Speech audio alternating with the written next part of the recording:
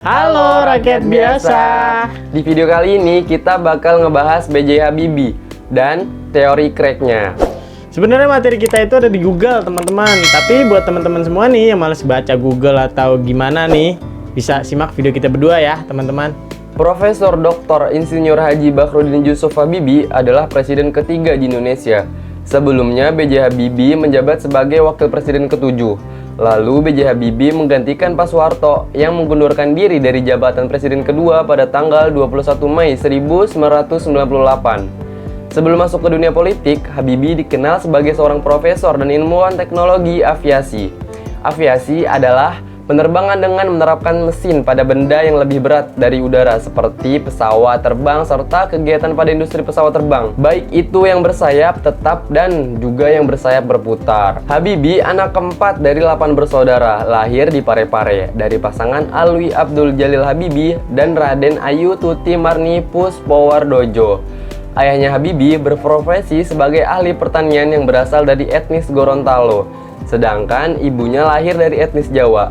Alwi Abdul Jalil Habibie memiliki marga Habibie, salah satu marga yang ada di Gorontalo. Sementara itu, ibunya B.J. Habibie merupakan anak dari seorang dokter spesialis mata yang ada di Yogyakarta, yang bernama Puspowardojo. Marga Habibie dicatat secara historis berasal dari wilayah Kabila, sebuah daerah di Kabupaten Bone, Bolango, Provinsi Gorontalo. Dari silsilah keluarga, kakek dari B.J. Habibie merupakan seorang pemuka agama, anggota Majelis Peradilan Agama, serta salah satu pemangku adat Gorontalo yang tersohor pada saat itu. Sejak kecil, Habibie mulai tertarik dengan dunia mesin, sampai bercita-cita menjadi insinyur. Habibie pernah bersekolah di HBS, Horge Burger School. Karena orang tuanya pindah ke Bandung, Habibie pindah sekolah ke Government Middlebury School. Setelah lulus SMA, Habibie melanjutkan pendidikannya di Universitas Indonesia Bandung. Sekarang ini Institut Teknologi Bandung. Ia belajar tentang keilmuan teknik mesin di Fakultas Teknik.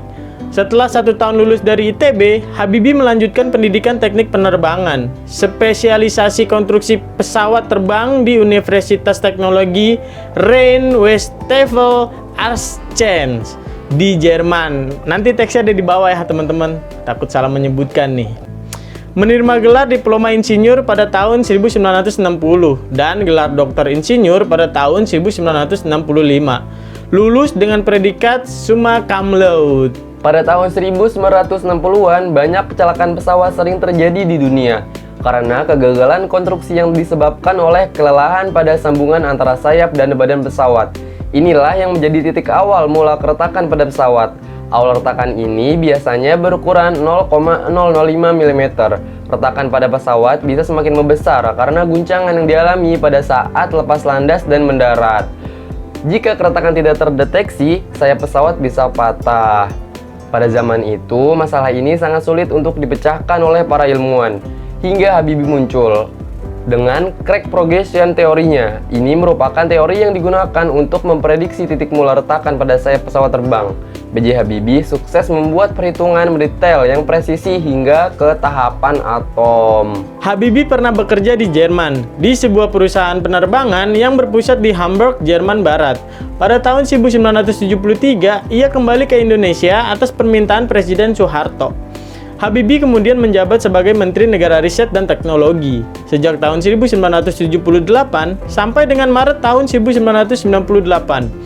Habibie banyak berkontribusi untuk Indonesia dalam bidang teknologi dan politik. Salah satunya adalah penerbangan. Habibie membuat pesawat yang bernama N25 Gatotkaca, CN235, dan VTOL DO31. Habibie meninggal dunia di RSPAD Gatot Subroto pada tanggal 11 September 2019 pukul 18.05 waktu Indonesia Barat karena gagal jantung. Sebelumnya, Habibie telah menjalani perawatan intensif sejak 1 September 2019. Sehari sebelum dimakamkan, jenazah B.J. Habibie dibawa dari RSPAD menuju ke kediamannya Habibie Ainun di Jalan Patra Kuningan untuk disemayamkan. Ia kemudian dimakamkan di samping istrinya yaitu Hasri Ainun Ainun Besari di Taman Makam Pahlawan Kalibata pada pukul 14 waktu Indonesia Barat. Oh, berarti B.J. Habibie itu dari kecil emang udah suka mesin, Bon ya? Iya Nggar, sampai bercita-cita pengen jadi insinyur kan tadi. Oh iya bener, dari kecil tuh dia bercita-cita udah pengen jadi insinyur kan ya? Iya bener, tapi Gokil. bukan semata-mata karena kecerdasan B.J. Habibie doang ya Nggar, itu juga ada kayak bantuan support dari orang tua juga kan. Iya, karena emang pendidikannya tadi kan gokil-gokil Iya, ya. keren-keren pendidikannya. Keren. Yang tadi di Burger School, Di government middle bar school. Government Middle Burger School, Bon ya? Government middle bar school. Government Middle Bar School tuh. Itu di mana tuh ya? Bandung kan? Bandung ya? Iya, pas dia pindah ke Bandung dia harus pindah sekolah juga. Orang tuanya pindah, B.J. Habibie harus ikut pindah juga. Dan juga tadi di Universitas Indonesia Bandung, Bon ya? Yang sekarang ITB Nggar. ITB tuh. Oh, berarti dulunya itu Universitas Indonesia Bandung ya? Iya. Sebelum adanya UI itu ya kayaknya. Kayaknya sih gua nggak tahu juga ya. itu ya. ITB tuh. ITB yang sekarang. Dan akhirnya tuh dia ke Jerman ya. Iya Dia Nggar. ke Jerman dan dapat kamlut juga loh di Jerman. Keren banget ya. Waduh, gokil deh itu. Bersaing sama orang-orang Jerman. Mungkin nggak Makanya. cuma dari orang Jerman doang ya, kayak orang-orang luar negeri juga pada Pasti sekolah di situ ada, kan. pasti ada lah di situ. Spesialis pesawat terbang, konstruksi pesawat terbang jurusannya. Jurusannya itu Jurusannya tuh, itu tuh. terfokus ke itu ya. Terfokus ke itu. Oh, makanya B.J. Habibie tuh bisa menteorikan teori crack tuh, Teori Bon, ya? crack mungkin nggak, tapi para ilmuwan dunia juga belum tahu nggak teori itu tuh. Oke. Itu juga kayak mungkin nggak dipelajari, mungkin kayak Habibie hasil belajar di situ gitu yang diambil. Dia nemuin idenya nih. Itu juga kayaknya para ilmuwan sono belum pada tahu gitu Nggar. Penemu tentang crack itu ya. Tentang crack, iya. Soalnya kan kayak kayak pesawat terbang. Dia awalnya retakannya kecil Nggar, dari badan pesawat, antara badan pesawat sampai sayap pesawat. Sayap ya. Iya. Oke. Retakannya kecil tuh sekitar 0,005 mm, kecil banget kan. Buset. Retakannya cuma segitu Cuma ya. segitu awalnya. Oke. Tapi gara-gara kayak lepas landas sama mendarat, dia lama-lama bisa menyebar Nggar, bercabang Jadi gede gitu, tuh, jadi gede. Lama-lama bisa patah. Itu kalau nggak terdeteksi dari awal, nggak bakalan itu Nggar.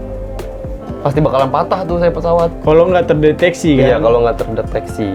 Makanya kan kayak zaman 1960-an itu kan banyak kecelakaan pesawat sering terjadi kan. Karena itu, Karena itu. keretakan itu. Karena yang keretakan itu. kecil itu. Kecil ya, lama-lama bisa gede Gokil. kalau nggak terdeteksi. Sama kayak ini juga ya. Hidup, Cah.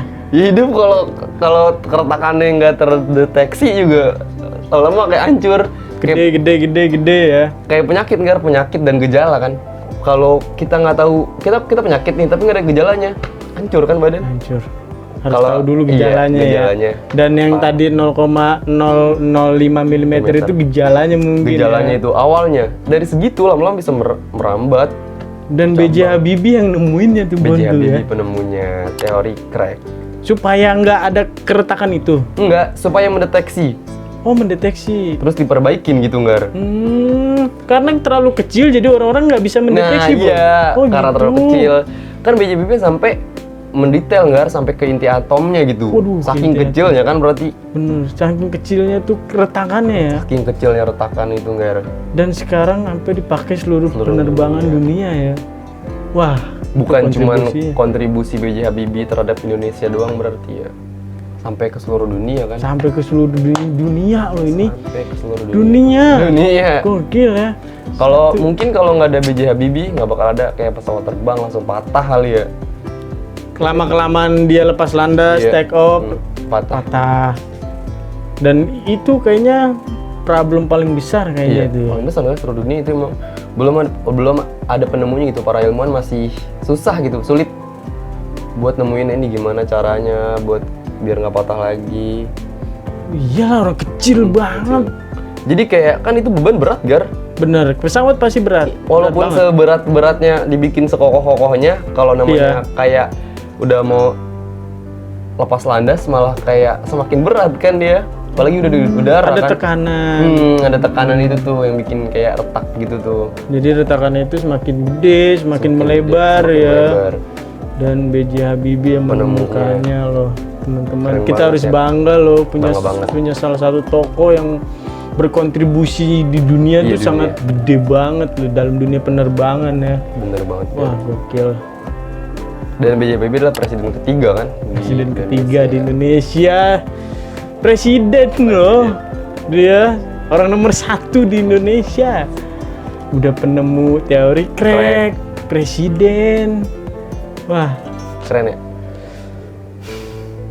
keren banget sih gua. Jadi apa ya? Aduh. Speechless banget. Mm-mm. Crack progression teori cracknya mendunia. Sayang banget kalau nggak ada yang nerusin ya. Iya bener. Indonesia ternyata banyak orang-orang pintar ternyata. Banyak banget Ger. Kan? Untung dia dipanggil ke Indonesia ya. Dipanggil ya Pak Soeharto ya. Sampai dia ngebikin tuh 3 pesawat. Ya kan? Oh iya, Tadi. 3 pesawat tadi tuh. CN 235 Gatot Kaca. Gatot Kaca itu punyanya ya. Iya. Keren Bikin udah bukan teori crack lagi, bikin pesawatnya nih banget. langsung Pesawat ya. langsung. Gokil.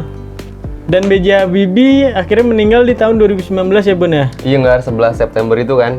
11 September 2019 kan tadi Di rumah ya. sakit pusat Angkatan Darat Gatot Subroto. Dan dia juga didiagnosa karena gagal jantung ya Jantung, meninggalnya iya. ya. Dan lebih kerennya lagi, dia dimakamkan di samping istrinya loh. Iya, keren banget ya. Keren banget ya. Dari sampai hidup sampai mati berdampingan terus. Ini juga kayaknya kisah romansnya B.J. Habibie sama Ainun kita boleh angkat juga nih. Boleh nih Ger. Tapi banyak juga yang di film-filmkan kan Iya, ya. banyak. Tapi kita angkat juga boleh nggak nih ya? Boleh lah pasti. Oke ya, kayaknya keren sih Keren. nih. Romantis banget. Dimakamkan di Kalibata ya, Di makam Taman pahlawan. Pahlawan. Oke teman-teman semuanya, sekian nih pembahasan kita tentang B.J. Habibie dan teori cracknya teman-teman. Kalau ada yang salah apa kurang dari materi kami, teman-teman bisa tulis di kolom komentar di bawah ya. Jangan lupa subscribe, like, comment, dan share ya teman-teman. Dan jangan lupa nih dukung terus channel kita, channel Rakyat Biasa teman-teman. Dadah, Dadah. teman-teman semuanya.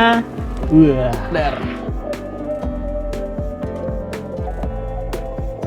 Apa-apa, bahas aja. Jangan lah. Emang apa?